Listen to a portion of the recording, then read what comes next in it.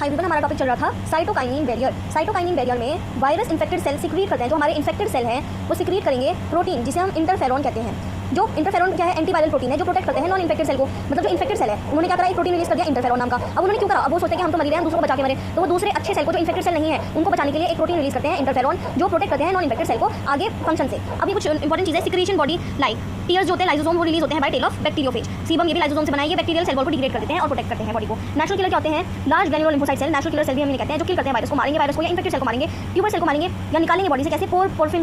परफोरम करके मतलब पोर formation, body में ऐसे छेद बना देंगे जिससे हमारी ट्यूमर सेल बाहर आ जाएंगे। अब इसके बाद हम न्यू सेकंड टाइप देखते हैं इसका, जो है हमारा एक्वायर्ड इम्यूनिटी। एक्वायर्ड इम्यूनिटी में क्या है?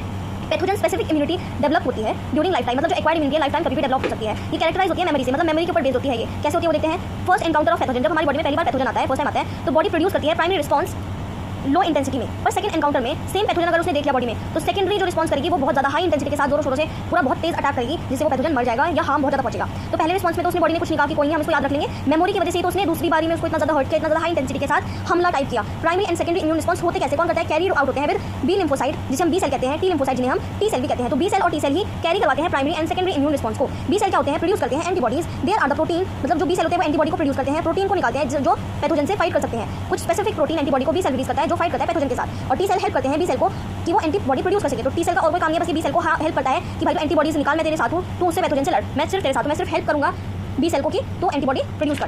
अब क्या है? द बी लिम्फोसाइट प्रोड्यूस करेंगे एक army of protein in response to pathogen into blood में, वो फाइट करेंगे उसके साथ, और प्रोटीन उसको ही हम कहते हैं एंटीबॉडीज। अब जो बहुत सारी आर्मी भेज देगा बी लिम्फोसाइट, तो टी लिम्फोसाइट कहेगा कि भाई मैं तो तेरे साथ हूँ, तो क्या कर? बी लिम्फोसाइट बहुत ज़्यादा आर्मी भेज दे प्रोटीन की ब्लड के अंदर और तू लड़ ले एंटीबॉडीज। उन प्रोटीन को हम कहते हैं एंटीबॉडीज। एंड एंटीबॉडी, एक एंटीबॉडी के पास क्या होते हैं? 4 पॉलीपेप्टाइड चेन, 4 पॉलीपेप्टाइड चेन होती है, 2 लाइट चेन और 2 हैवी चेन। जो लाइट चेन होती है वो 2 छोटी छोटी होती है, ये छोटी छोटी है ना लाइट चेन, ये छोटी छोटी लाइट चेन है, और ये लॉन्ग चेन है 2 लॉन्ग चेन जो है 2 heavy chain, 2 heavy chain 2 long, 2 light chain 2 small, ठीक है। H2L2 हमारा हैवी चेन 2 लॉन्ग आता है।